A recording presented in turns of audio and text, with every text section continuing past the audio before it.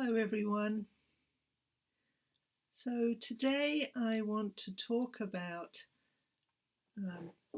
befriending the inner judge. In other words, how to make friends with that part of ourselves that wants to judge or criticize ourselves and other people. I hope you know who I'm talking about, that person in your head who says things like, "You're not smart enough," or "rich enough," or "beautiful enough." Or perhaps it says, "That person is wrong," or "bad," or "inappropriate."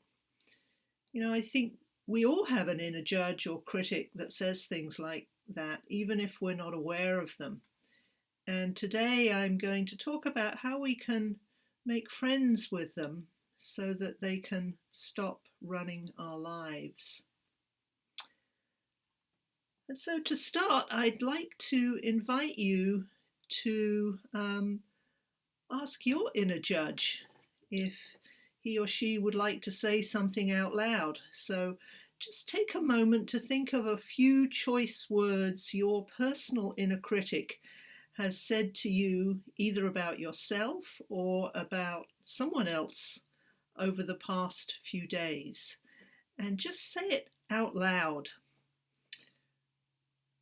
So my inner judge might say things like, "You're a slacker. Doesn't he ever stop talking? You're eating so much. She's very needy." So just take a moment and let your inner judge give voice to something that your inner judge has said to you in the past few days.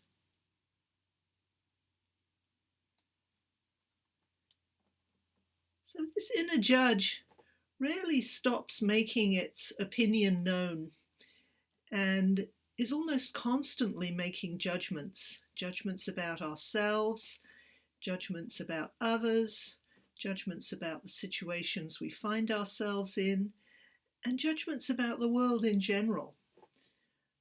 Our minds seem to be very quick to draw conclusions that something or someone is bad or wrong, good or right, pleasant or unpleasant, and so on.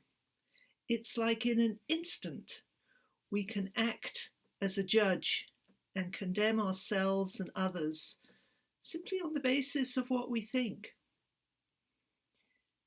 Moreover, many of our judgments are negative or critical. According to a study done by the National Science Foundation, about 80% of our thoughts are negative. So our minds are dominated and even often controlled by harsh and disapproving ideas.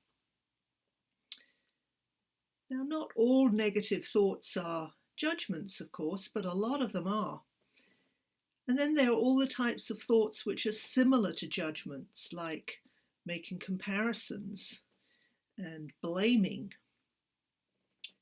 In 2019, I was at a residential retreat, and one of the teachers suggested that we renounce judgments and making comparisons and blaming for one day. And I thought I would take on this challenge, and I lasted about 30 minutes. But at this point, I want to say that there's nothing inherently wrong with judgments. Judgments can be very helpful in situations of extreme danger, when our lives are threatened or when the lives of those we love are threatened. And at times like this, a quick judgment can help us to survive or to save other people. And from an evolutionary point of view, this was definitely an advantage for strong human beings. Quick judgments that situations were dangerous or potentially lethal helped early human beings to take action immediately and in the moment to save themselves. The problem is that most of us still have this ancient conditioned response in our brains, And it often gets activated at times when we're not in immediate danger, when we're just going about our everyday activities. Joseph Goldstein, who's a leading insight meditation teacher, tells a story about noticing his inner judge. Many years ago, he was on retreat at a meditation center, and he became aware of just how much he was judging his fellow meditators while he was meditating. And so he decided to start counting the number of judgments he was making about them. Just simple judgments like, I like that person's socks, or I don't like that sweater, or he's fidgeting too much, or she's pretty. And Joseph tells that he counted a few hundred judgments before the meditation period was over. And it's an interesting exercise to do, even in daily life. You don't have to be on a meditation exercise to do it. You can just try counting the number of seemingly innocuous judgments in your mind for, say, a half-hour period. And given this historical evolutionary advantage of judging that I mentioned a moment ago, it's not surprising that the inner judge gets a lot stronger whenever we feel stressed, and perhaps the judgments we make are not quite so innocuous. It's hard to stay open and to keep an open and inquiring mind when we feel stressed, when we feel afraid or isolated or tired or anxious, because our hearts and minds just naturally contract in those circumstances, and our focus narrows, and our ability to see multiple perspectives and different points of view diminishes. It's like when we're stressed, we hunker down and just try to get through the situation as best we can, and that can often involve making a judgment. And then there's all the ways that we judge ourselves. It's not just judging others and situations, it's that we judge ourselves so harshly. And you can also try counting your self-judgments as well as your judgments of others, or instead of them. But if you do count your judgments, please don't judge yourself for noticing that you have so many judgments. I think it's very easy to judge ourselves for all of the judgments that we're making. But in my experience, this is rarely helpful. You can also look at how self-judgment makes you feel inside. Is it pleasant or unpleasant? If the self-judgment is negative, and it often is, I find that it can lead to feelings of guilt and shame and self-hatred. When I judge myself, I can end up going to war against myself and sometimes against other people too, metaphorically speaking, of course.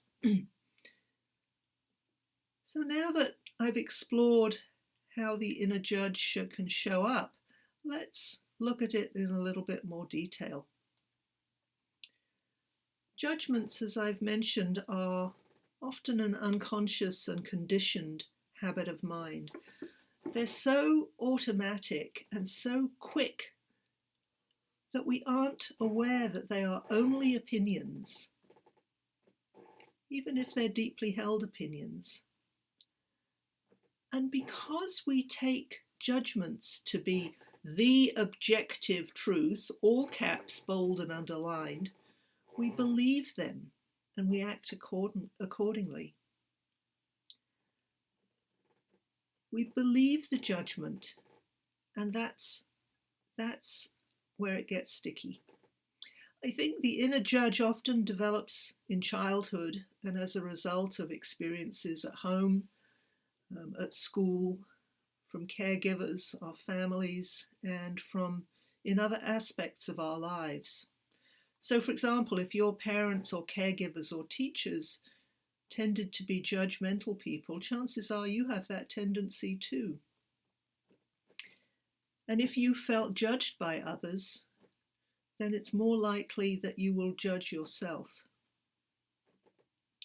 With this in mind, here's an example of an internalized judgment from my childhood that still pops into my head many decades later. Excuse me. Sometimes I find myself judging people who leave food on their plates or people who throw away food. And one of the reasons for this is that my mother, when I was a child, made me eat everything on my plate before I was allowed to leave the table after dinner. And if I didn't do as she said, if I left food on my plate, she would tell me stories about all the starving children in India and how lucky and fortunate I was to have enough food. And then, because of her stories, I would feel guilty and ashamed about leaving food. I felt that she was judging me for not eating what I was given, and now as an adult, sometimes I can judge others when they act in this way, even if they leave nothing more than a few stalks of broccoli. So this example suggests that the inner judge creates a duality or a polarity, that others are bad if they don't eat all their food, and that I'm good because almost always I do eat everything on my plate. But at best, these dualisms or polarities of good, bad, right and wrong, they're very simplistic ways of looking at ourselves and the world. And at worst, they can alienate us from ourselves and from others. And creating dualisms or polarities is, I think, the way that the inner judge works. The inner judge establishes a standard, if you like, or a benchmark, and then applies it to the situations we find ourselves in. And this internalized standard may have little or no relevance to what's actually happening in the real world, but we still believe what the inner judge says is true. So in this way, the inner judge separates and isolates us from others, from what's happening, and from our own humanity. By creating and then imposing a standard, the inner judge divides us from others and from ourselves. But the inner judge, I think, has a cousin who can actually help us make helpful distinctions that are based on understanding and compassion and acceptance, rather than an arbitrary standard or benchmark. And that cousin is discernment. Discernment requires awareness and perspective. Awareness opens us up. It's curious. It doesn't shut us down and focus us like the inner judge does. Discernment is about being perceptive and seeing clearly. It's about seeing patterns and trends. It's about sorting and sifting, framing and filtering. Discernment, I think, is also about distinguishing signal from noise. Unlike judgment, discernment is not about narrowing our focus and creating a dualism or a polarity. Rather, it's about opening up and helping us to see the whole picture. So now that I've said a little about how the inner judge works and how it's different from discernment, I want to look at how to make friends with the inner judge. We know that judging the judge doesn't work, so making friends with the judge is perhaps really the only viable option. And I suggest a 4-step approach. The first step in befriending the inner judge is to recognize when it's active. We can do this just by noticing when we have judgments or strong opinions in our minds, whether they're about ourselves or others or the situations we find ourselves in. As I mentioned a few minutes ago, often we don't even realize when we're making judgments, or they just seem so innocuous and harmless. But even if they're very small or insignificant, they'll have an emotional charge to them, even if it's a small one. And that's the thing to notice, the way judgments make us feel and the emotions associated with them. So recognizing when the inner judge is active by paying attention to how our judgments make us feel and what emotions come up is a good first step. A second step, I think, is to identify what feeds the inner judge. In other words, what creates the inner judge and what sustains it. And if we look deeply, I think we'll find that judgments are always based on a core belief that we have created in our minds. A core belief about ourselves, about others, or about the world. And core beliefs can influence what we think as well as what we say and do. They shape our personalities, our relationships, and our lifestyles. Often they're unconscious, but with practice we can uncover them. So, for example, if I notice that I'm constantly striving to improve myself or be a better person, then I might recognize that I have a core belief that I'm not good enough, so I have to keep trying to be good enough. So whenever you notice yourself making a judgment, you can ask yourself, what is the core belief behind this judgment? Or what am I believing about myself or others that leads me to make this judgment? What am I believing that leads me to make this judgment? These, I think, can be very powerful questions when we remember to ask them. Uncovering our core beliefs isn't always fun, but it does help us to get to know ourselves better. And when we get to know ourselves better, we have the possibility of doing something different. So a third step is to gently then investigate the core beliefs that you've uncovered. And there are several ways of doing this. One way is to investigate the core beliefs by questioning it, and questioning it with a lot of curiosity and kindness, not a harsh questioning. So you can ask yourself, for example, is this core belief really true? Is it really true?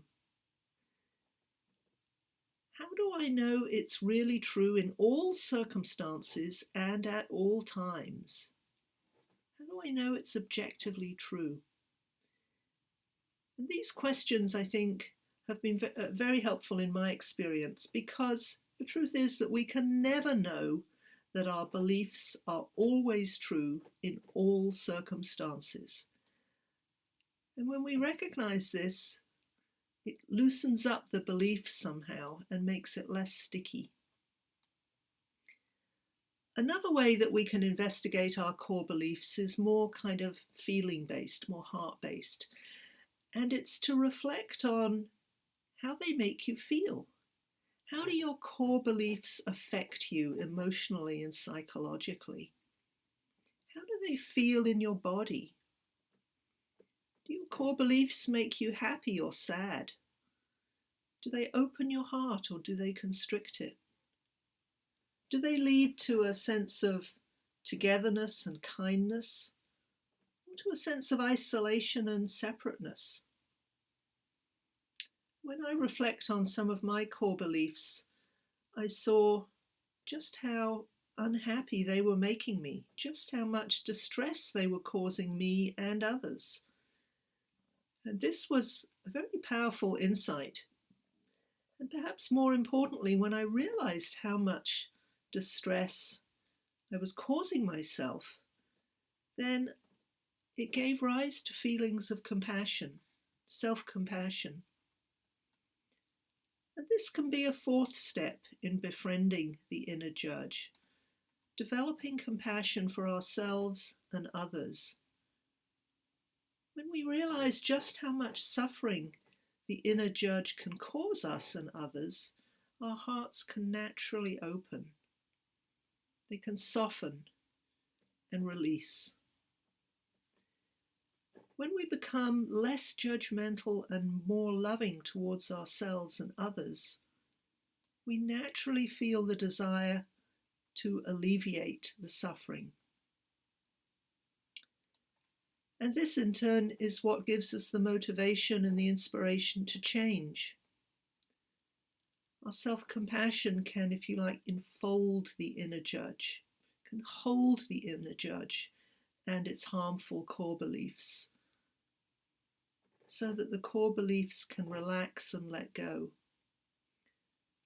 Our love and caring for ourselves and others weakens the inner judge when we hold them with love and kindness, so that they dissipate all on their own. As His Holiness the Dalai Lama says, love is the absence of judgment. So when we love ourselves and others, there is no judgment. One more thing that I find helpful in making friends with the inner judge is humour. Lightening up and not taking ourselves or the inner judge quite so seriously can be a wonderful antidote, I find, to its heaviness and its self-righteousness. So I want to end on a joke, if you'll forgive me. It's very corny. How many judges does it take to change a light bulb? One, but it takes 2 lawyers to explain to them how to do it. So thank you for your kind attention, and I hope something that I said here is helpful to you.